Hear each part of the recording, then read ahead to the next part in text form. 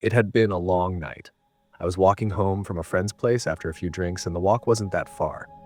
The kind of walk that's just long enough to clear your head and get your thoughts in order before heading to bed. The street was usually quiet at that hour. Late, but not too late. Just a few houses with their lights on, a few cars parked on the side, nothing out of the ordinary. But tonight felt different.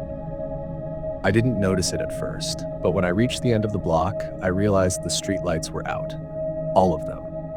There had been no storm, no wind, nothing to explain why the whole street had suddenly plunged into darkness.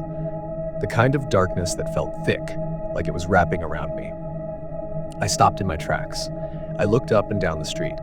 It wasn't just the lights that were missing. The usual hum of traffic, the distant sounds of people talking, the occasional car door slamming, they were all gone. Everything was unnervingly still. At first, I told myself it was just some power outage, a random glitch. I pulled out my phone, hoping for some light, but of course, the battery was dead. My luck, right? I stuffed it back in my pocket and looked around, deciding to just push through the rest of the walk. But as I continued down the block, something caught my ear. A faint sound, almost like footsteps behind me. I stopped, turned around. There was no one there. The street was empty, just as it had been when I looked the first time. Still, I felt it, the pressure in the air, like something was off. I kept walking, trying to ignore the feeling, but then the footsteps came again. Soft, slow steps, getting closer. I spun around, heart pounding in my chest, ready to confront whoever was following me. But the street was still empty. I shook my head. I was just being paranoid, I thought. It was late, I was tired, but when I turned back around to keep walking, I heard them again. Closer this time. I picked up the pace, trying to brush it off, but it wasn't helping. The steps kept following me. Not fast, not slow, just there. I kept walking faster, now almost jogging, trying to get to my house as quickly as possible. Every few steps, I glanced over my shoulder, expecting to see someone, but there was no one. Then, a shadow flickered from the corner of my eye. I stopped in my tracks, my breath catching in my throat.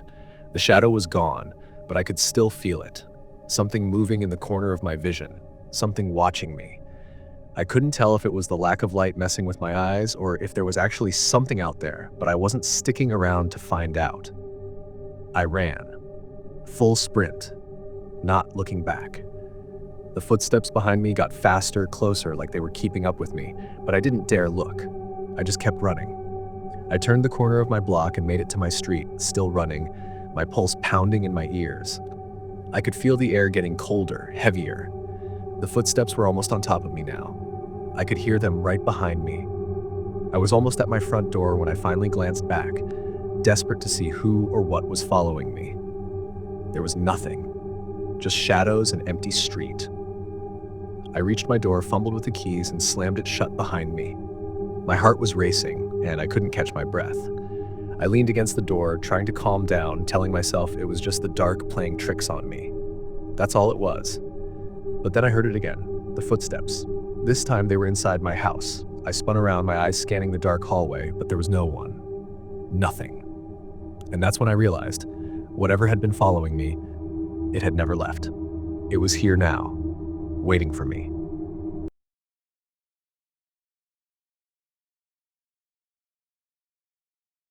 It was one of those evenings where the sun had just set and everything was coated in that soft, dusky light. I had just gotten home from work, tired as usual and ready to settle into a quiet night.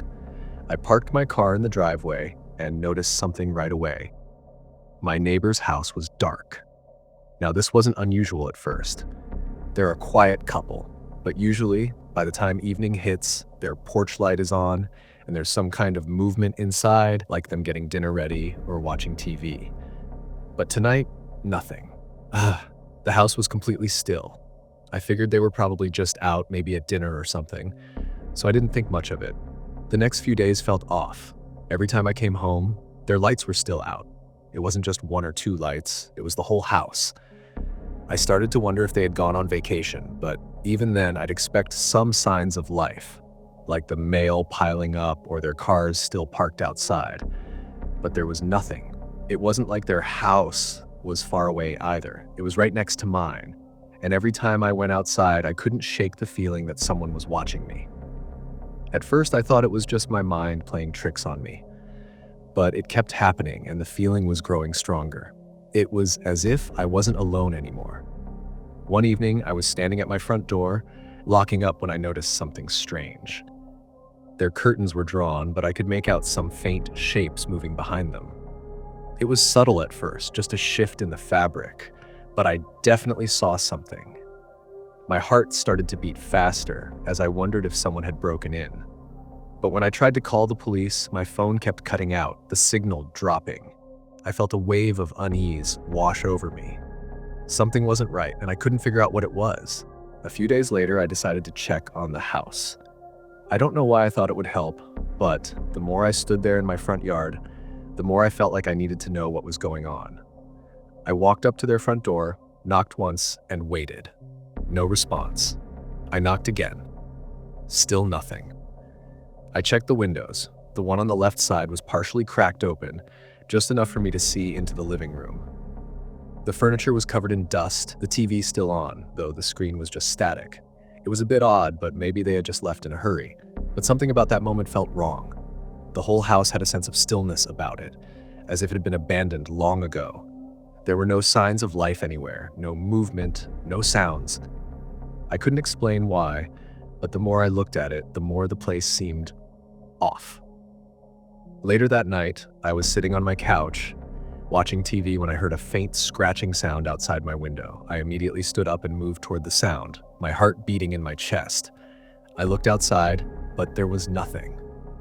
I thought it was probably just a branch brushing against the glass. But then I saw it again. The faintest shape moving behind the curtains of my neighbor's house. I ran to the door and looked out. Nothing. I told myself it was just my mind playing tricks again, but I couldn't shake the feeling. The air around me felt colder now, heavier.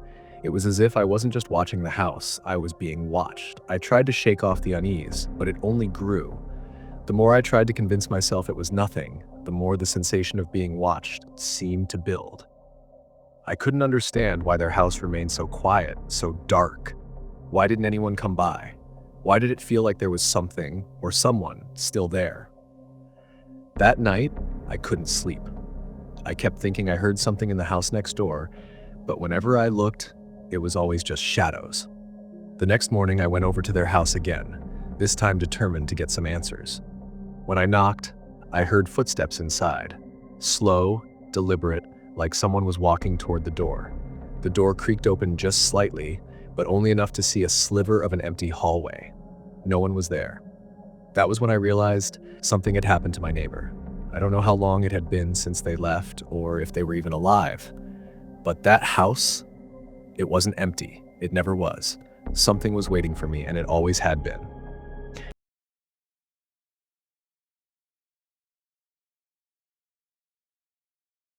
I don't usually get scared by small things, but something about that night felt different. I had been home alone, just trying to unwind after a long day. The house was quiet, except for the low hum of the refrigerator and the faint buzz of the ceiling fan. I was sitting in the living room watching TV when the lights flickered once. It didn't seem like anything unusual, so I shrugged it off and kept watching. But then it happened again. The lights went out completely, leaving me in pitch black darkness. I immediately grabbed my phone, but of course the battery was almost dead. Perfect timing, right? The house was silent, except for the quiet sound of my breathing. I could hear the distant hum of the neighbor's TV through the walls, but that was it. No wind, no car engines, nothing. I reached over and grabbed a flashlight from the drawer, turning it on and scanning the room. The light from the flashlight seemed to stretch the shadows in strange directions, making everything feel off. I checked the fuse box, but everything seemed fine. It was then that I noticed something odd. Through the kitchen window, I could see a faint movement outside. At first, I thought it was just my eyes playing tricks, but the figure was too distinct. I couldn't tell what it was. Too far away, too dark, but it seemed like someone was standing near my backyard gate. I took a deep breath, telling myself it was probably just a neighbor or someone passing by. But the stillness of the night, it didn't sit right. I grabbed the phone again, trying to call my friend, but the signal was gone. Of course, it was. I couldn't even get a message through. The more I tried, the more unsettled I became. I turned off the flashlight and quietly moved toward the window, pressing my forehead to the cold glass. I squinted, trying to make out the figure outside. It was still there, standing motionless. I felt my heart beat louder in my chest, but I told myself it was just someone walking by. I should have gone to bed.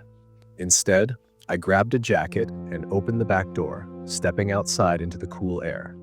The moonlight barely lit the yard, and the shadows felt like they were closing in. I walked cautiously toward the spot where I had seen the figure. No one was there. Nothing at all. Just as I was about to turn back, I heard something. A soft, slow scraping sound behind me. I spun around, but there was no one there. Nothing in the yard, nothing in the alley. I stood still, waiting, listening. The scraping came again, this time closer. I didn't wait to find out what it was. I ran back into the house, slammed the door behind me, and locked it. I stood there in the dark for what felt like hours, trying to make sense of what was happening. Suddenly, there was a knock on the door. Just one. Loud and sharp. I hesitated, unsure what to do. The knocking continued, rhythmic and persistent, echoing through the silent house. I didn't answer it. I just stood there, clutching the flashlight, watching the door. The knocking stopped, but then I heard the noise from inside the house, a faint scraping sound like something dragging along the floor. It wasn't the wind. The wind didn't make that kind of sound. It was coming from upstairs. Slowly, carefully, I moved toward the stairs, flashlight in hand. As I climbed the steps, the noise grew louder, more distinct. It was as if something or someone was moving around upstairs. I reached the top of the stairs and froze. The hallway was dark, only the faint light from the flashlight cutting through the shadows. I don't know why I thought it was a good idea, but I took a step forward. That's when I saw it. A trail of muddy footprints leading from the top of the stairs and disappearing into the dark hallway. The noise stopped. Everything was silent, and I was no longer alone.